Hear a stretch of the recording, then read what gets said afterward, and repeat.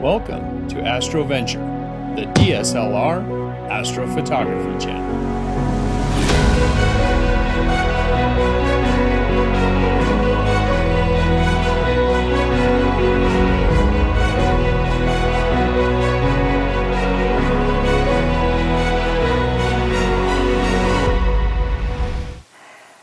Hey there, Astroventures, welcome back.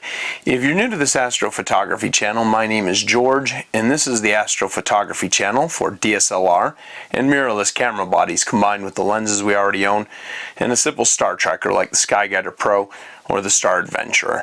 In today's episode of Up in the Night Sky, which I haven't done one in a while, I wanted to talk about the Pinwheel Galaxy M101.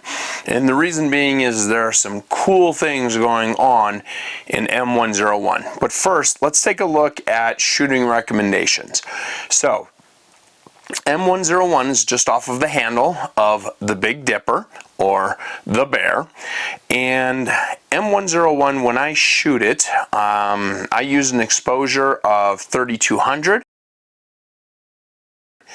I did an aperture of 6.3 and my exposure time was 1.5 seconds.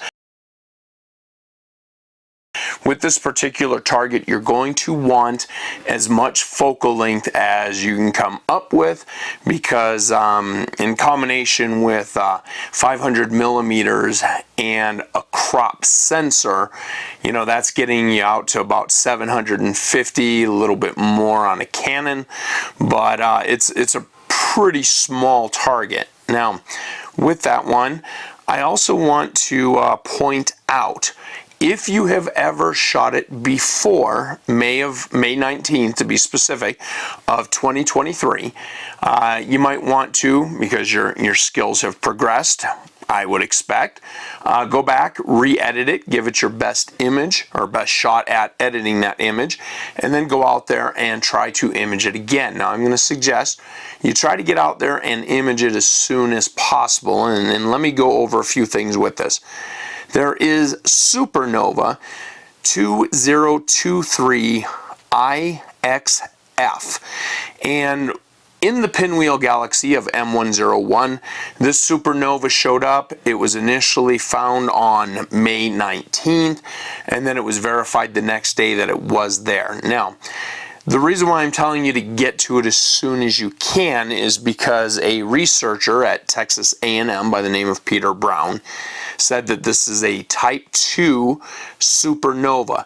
And I guess generally with a type 2 supernova, the brightness for these supernovas falls off pretty quickly, and I guess a telltale sign with it is that after a type 2 nova goes off, there's ultraviolet light that not too long after the discovery of the supernova, generally pretty quickly, the ultraviolet falls off sharply. And then not too far behind, the brightness, the intensity of the supernova falls off.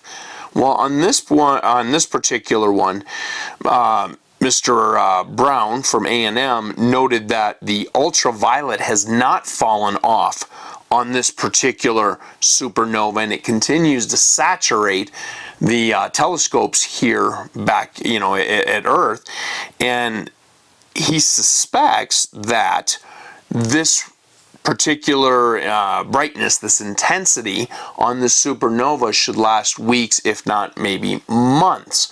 So I wouldn't want you to miss out on this opportunity to try and capture this supernova and to be able to have that cool before and after image comparison between your pinwheel before May 19th of 2023 and immediately after when that supernova showed up. So you're not going to have a long window on being able to capture that, possibly, because usually they fall off quickly, but this one is at least to the best of our guess, thinking it might linger around for a while.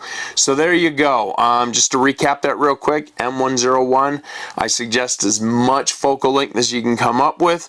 ISO 3200, aperture I did 6.3, and then my exposure was 1.5 minutes, and I suggest doing that again on a crop sensor to get in there as much as you can, and a stock camera will work great for this. There is no need for a Astro modded camera. Okay, there you have it.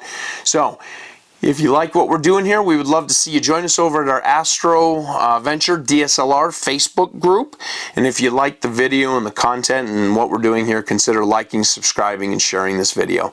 Till next time, happy hunting. I hope you catch that supernova, and I wish you clear skies and uneventful nights.